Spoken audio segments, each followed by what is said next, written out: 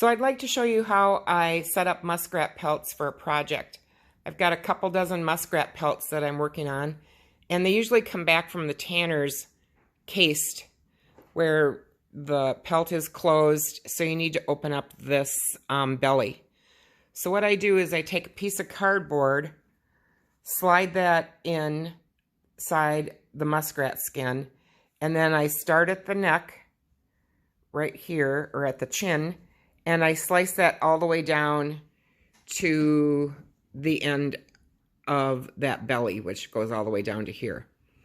Now your skin is open, and the next step is to take the head off. So I trim off the head just behind the chin and go straight across behind the eyes and over to the other chin. Now here we have the ears and the set of front paws. This is a good time to go and check your muskrat skin to see if there's any imperfections or holes and mark those. And then you also want to flip it over and see if there's any bald spots or areas that need to be repaired, and mark that on the leather on your skin. I'll come back next and show you what we do with the eyes and this area for the front paws. So stay tuned. I want to show you how I snip out those front paws. So this side I did, and I joined it up by fur machine, and I did it in a contrasting thread so you can see what it looks like, and it turns out nice. And I usually just take a scissor and slice right across that front paw and get an opening about like that, and then close it up by fur machine.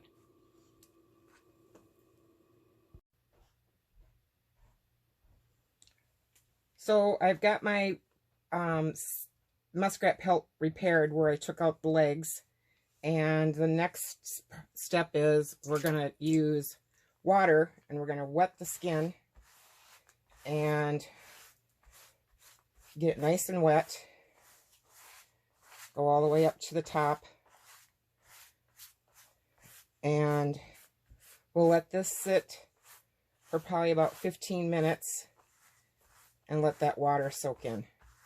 So I'm using a natural bristle brush, and it's actually a shoe shine brush that I found online, but it works good. Then after you've got your pelt wet, and you want to get down here by the tail real well, it'll all absorb in. Then you fold it over on itself, and you mush the water in a little bit, and then you're going to let it sit for about 15 minutes, and then we're going to nail that out. So I've got probably about 10 of them set up, and we'll do that next. So in nailing, I use a pattern tacker, and you can buy this online. And it takes a L19 wire staple. I'm using a 1/4 inch on these muskrat, and if it was longer hair fur, I might go 3/8 or 1/2 inch. So that stapler takes all of those, and they're probably about 75, 80 bucks, but they're worth every penny. So you've got your muskrat pelt. It's sat for a while now. What I like to do is tease this area across the shoulder between those front paws and give it a little bit of a coax. Then when I've got that done, I start on this side up near the top, and I'm gently stretching this down as I staple, and I do about 4, and then I come over, try to keep it level, and I do the same thing on this side. So we'll put in a couple here. Then I go up to the top, put one in the center, come up to this side. Then what I'm going to do is massage this down, and I'll put a staple in down here at the bottom,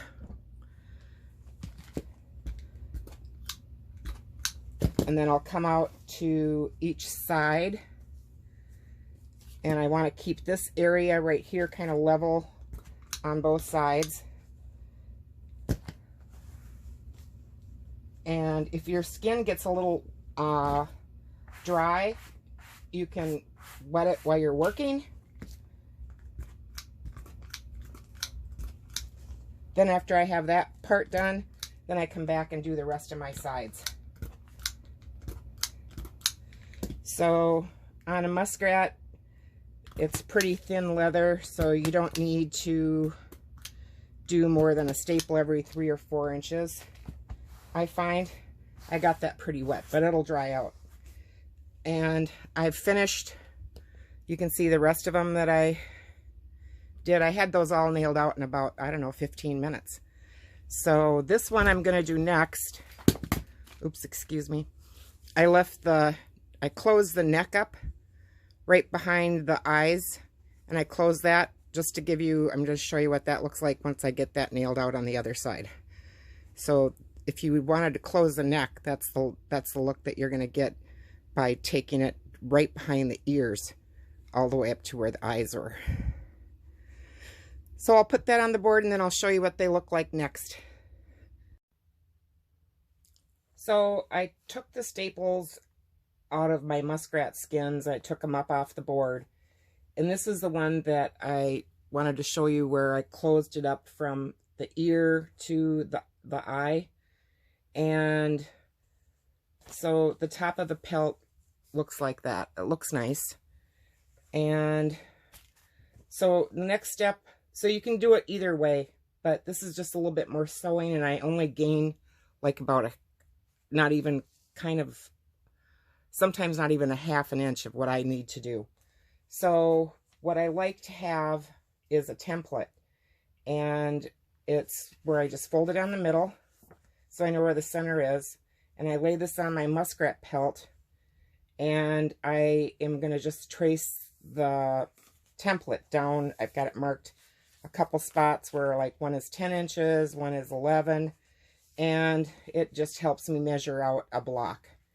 Now sometimes I'm a little narrow, and what I'll do is I'll cut this portion of the pelt from my straight line down, and I'll cut this off, and I'll move that up just enough to get the top edge up there, so I've got my whole width that I want. On this one I want to get 8 by 10, so I'm shy like about maybe 1/4 to a ½ inch up there. So I'll move that up, and sometimes that seam will need to be nailed, but a lot of times it's just, you just press it out with your finger. So this one is one that I did, and when you look at the fur side, you wouldn't know that it had been done. So the configuration I'm going to use for this, you can either go skin on skin like this for this blanket, or you can do a kind of a hopscotch where it's the row above is centered between the row below. Otherwise, if you're using your muskrat for mitts or hats or whatever, after you've got it off the board like this one would be, you'd lay the template for your mitt on here. Usually mitts are ran with the hair going down, so the fingertip of your mitt would be towards the tail. And hats are done however you want to do it. You can do it this way for the brim, or you can turn it on the side and keep the dark part of the pelt at the bottom, and then the crown would be up here. So all depends on how you're going to be using it. But the next step is to square this off, fix the little edge up here by moving that up, and then we're going to move on to putting and sorting these together to make the blanket. I'm going to go by width and length and height. So I always mark on my skin the length and the width, so I know what it is and I don't have to remeasure it after I get it trimmed.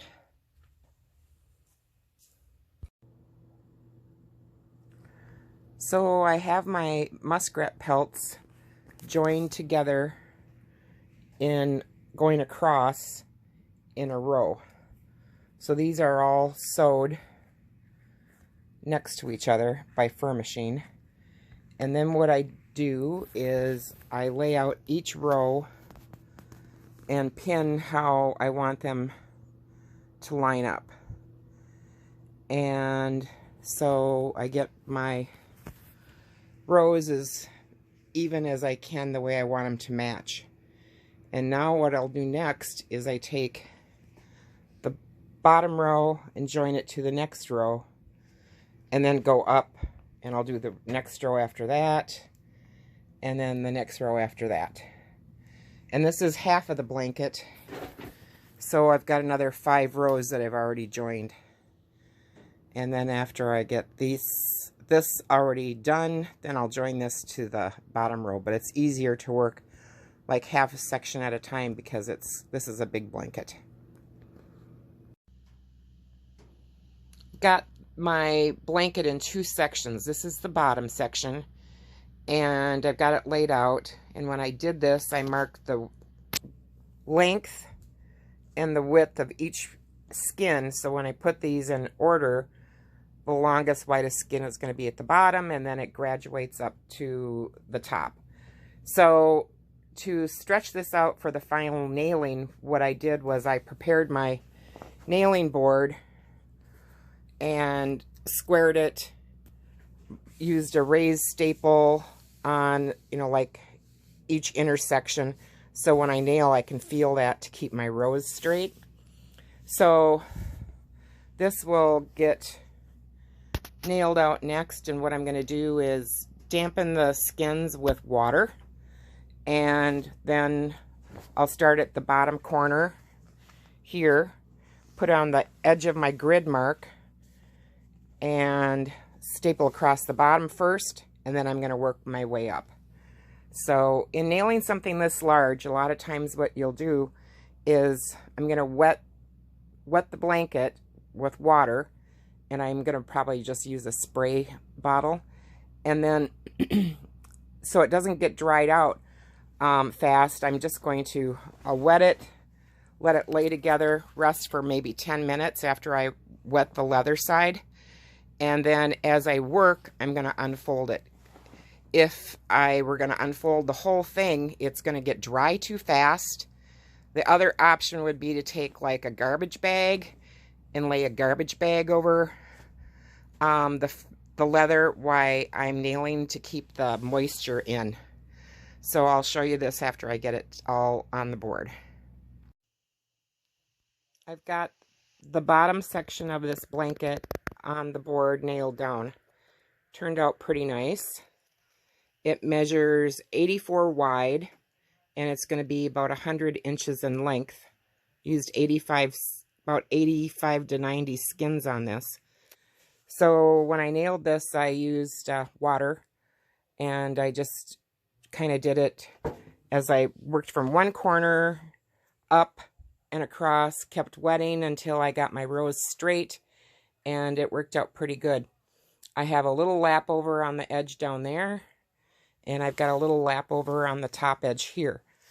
What I did was I nailed up to the top of the skin on this last row, which is underneath here, and then I nailed down the outside edge, so that'll dry, and then folded it back up on itself and nailed this edge, so that should dry nice and flat. Now when I add my next section,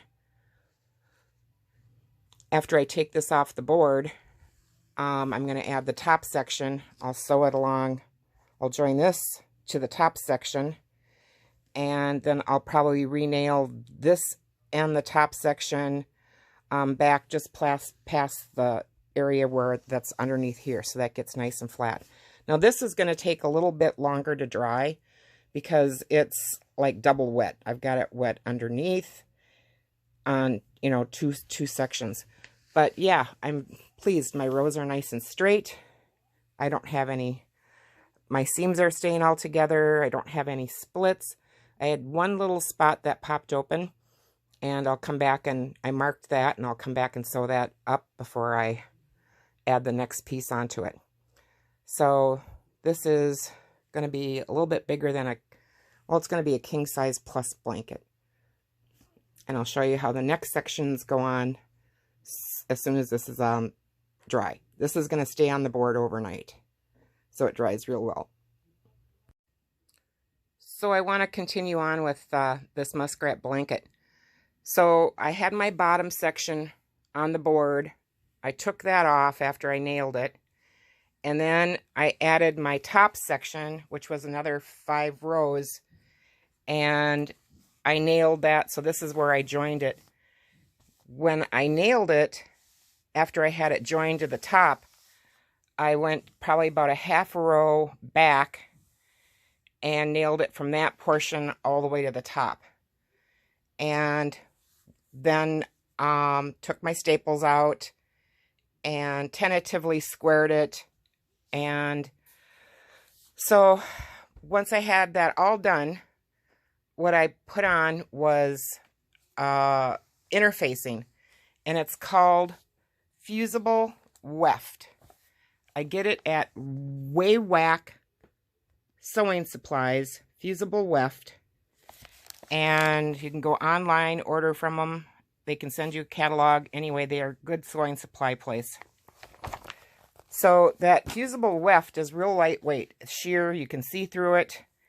And what I do is I start at the bottom one corner and I go and I pin it down, and then after I've got it pinned, I come back and I press it to my fur like maybe once every 2 feet, just so it adheres, so I can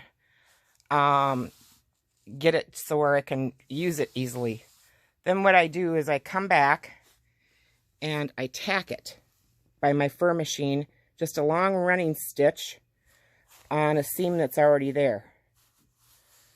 On the edges, what I do is trim it, and I leave a little bit that I fold to the inside, and it sticks to itself once you press that back. Then on the outside edge, I'm going to sew my lining to this. So I'm going to sew the fur, this inner lining, and my lining to this edge, which is the long outside edge on both sides. Now that's after I've got my blanket all trimmed with cold tape, or trimmed, and I've got my cold tape on my edge. To trim it, what I do is I lay it really flat at the bottom, and I bring my edges together, and then I put a piece of cardboard or something along that edge, and I press it down, and then I've got my cardboard in between on the top, and I fold that back, and that gives me a nice edge, and I mark that with a magic marker. Then I fold it back, put my cold tape on, and we're all set to start putting on the weft so that that stays stable. Now on the bottom edge, along the bottom, I put girl green ribbon, because I'm going to fold this back, stitch this by hand down, and then I'm going to close my lining to the edge of this girl green ribbon. And I go from about a foot on the outside edge, and I'm going to close that by machine, that corner, all the way up along this edge. And I just leave the bottom open from about a foot going across. This is the lining that I think I'm going to use. It's a quilted cotton back lining. This happens to be reversible, which was kind of a bonus. But it should look nice in there. So once I've got that cold tape on, then I can square my blanket. And this ended up to be pretty huge. It's about 100 inches long and about 84 inches wide. So once I get the lining on, it'll be done. But I think it turned out pretty nice. I just want to show you one more time real quick the back side of this blanket before I put on that other section of that weft interfacing. So I've got it laid out nice and flat, pinned down from that top section that I put on first, and then I'll add the second section. So kind of get an idea of the space. And that weft interfacing is going to add a lot of strength to this blanket. It's woven so it doesn't stretch, and it's just going to help protect the entire blanket during use. Just real quick, I want to show you. So this was the bottom piece that I had of that weft interfacing, and this is the top piece. So to join those together, I just pressed them together. So I put a lightweight piece of cardboard underneath, pressed that entire section from the bottom to the top all the way across, and it worked out good. Trimmed off the salvages before I did that, so I didn't have any salvages underneath there. And then I've gone around the whole edge and done the whole edge all the way around. Pressed that, and then I've hot pressed it in a couple places with the iron down. You want to be really careful so you don't burn your fur, but it's tacked enough now where I can sew it by fur machine on those several places around the whole blanket. I have that weft interfacing that they call it all on my blanket now. So I'm coming down to my bottom edge, and I'm turning up that grosgrain ribbon and sewing that down. This interfacing is basically acting like a stay cloth that normally would be put on the backing of a fur blanket like this. It's the same thing. It's cloth, and I'm just not really using the, press-on feature more than a couple of spots throughout the whole blanket. So it works good.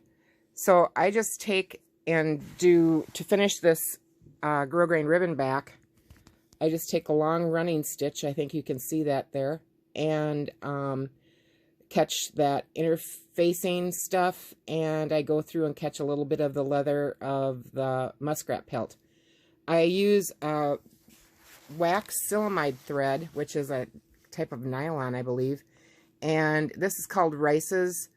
If you want supplies, fur supplies, I usually buy that at Samuel Bauer, and you can go online and look them up, Samuel Bauer Fur Supplies.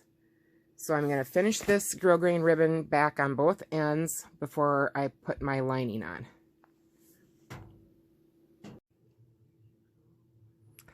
I want to walk you through how I do a lining on my blanket or my pillows. So I finished my blanket, and this is the lining side. And what I do different on my blanket than my pillows is after I've got the lining attached, I go around the edge and do a long back stitch through, catching all of the lining to the fur. And on a fur blanket, I usually leave the ends, the shortest ends, open, and I finish those by hand. The longest edge, I sew each side by fur machine. So this is how I do my pillow, and it's basically the same idea.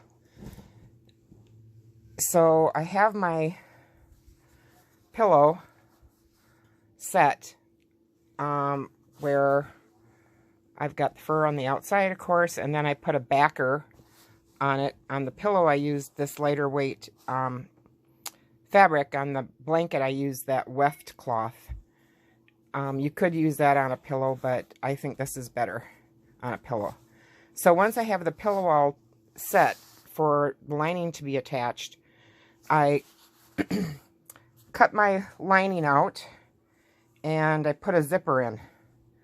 So on this, I used invisible zipper, well, as invisible as it can be, and I put that on first, and then what I do is I lay the pillow out, cut my fabric a little bigger than my pillow, put my zipper in, and then I lay my pillow out on top of that fabric, and I mark my edge, and I sew the bottom by the zipper first, And I close that by fur machine, and I'm catching that fabric in the seam and the leather of the fur, and this is a quilted backing, this liner, so that I'm catching the lining all at once.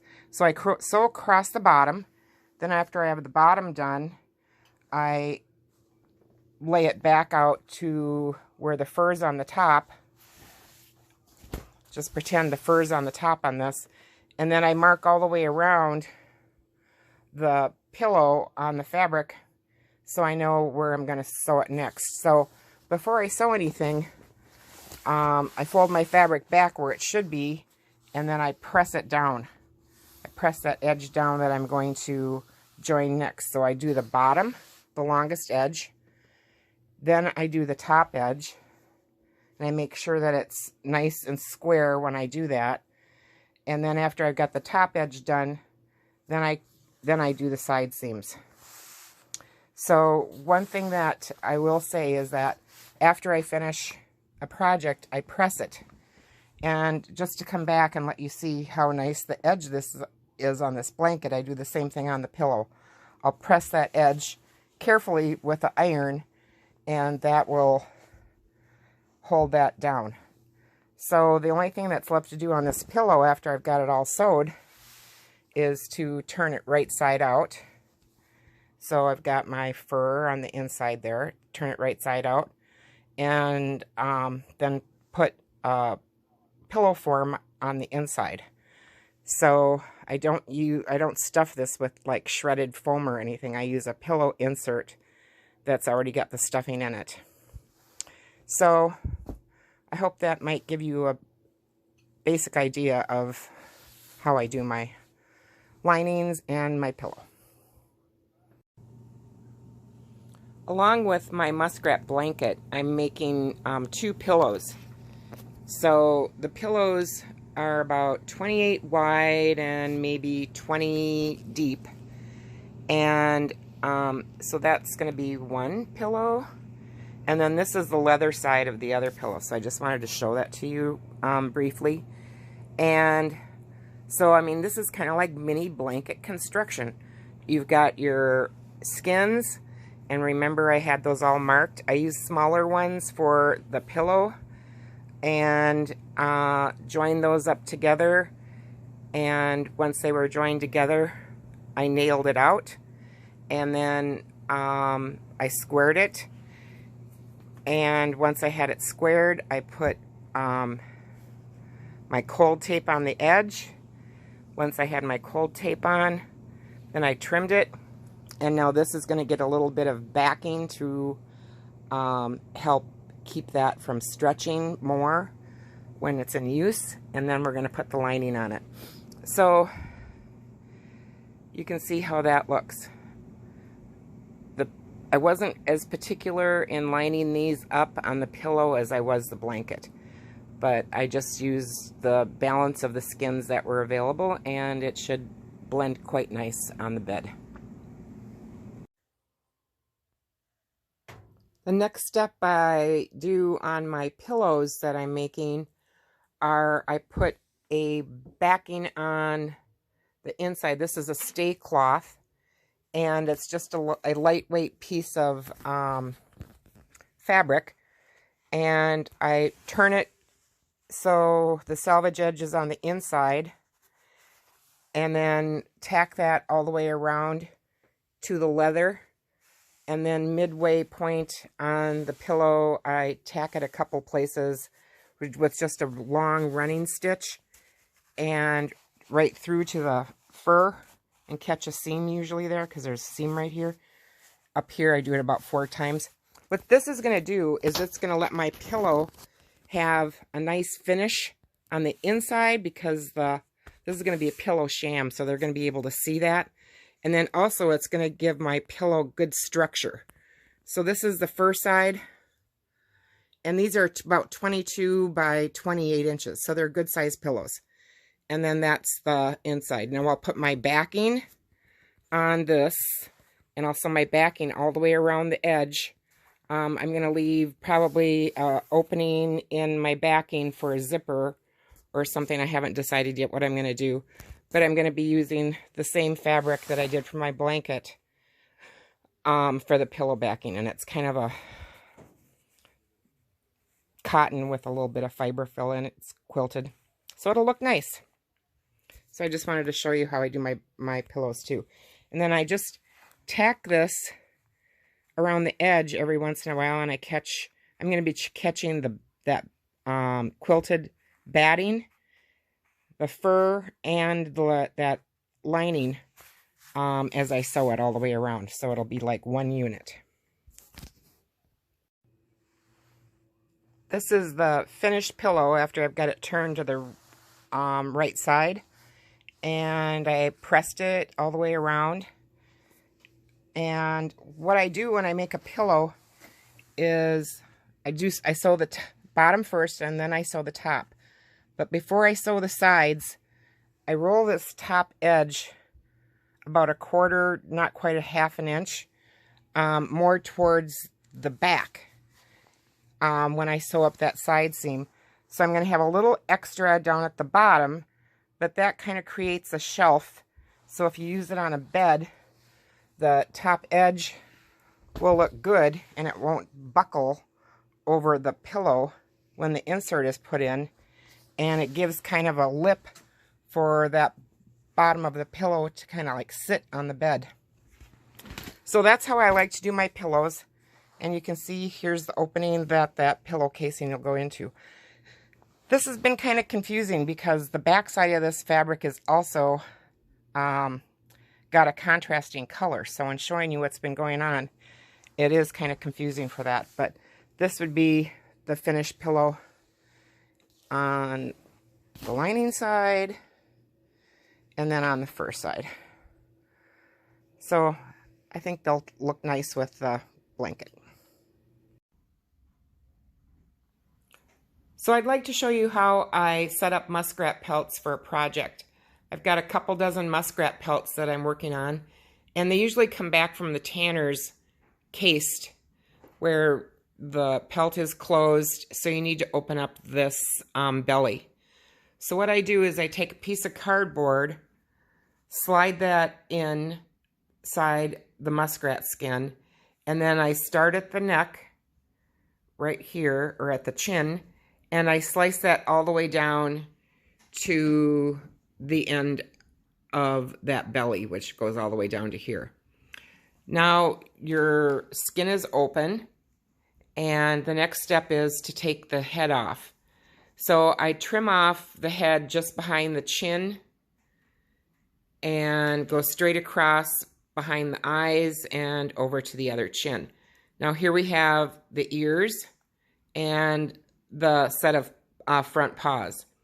This is a good time to go and check your muskrat skin to see if there's any imperfections or holes and mark those. And then you also want to flip it over and see if there's any bald spots or areas that need to be repaired, and mark that on the leather on your skin. I'll come back next and show you what we do with the eyes and this area for the front paws. So stay tuned.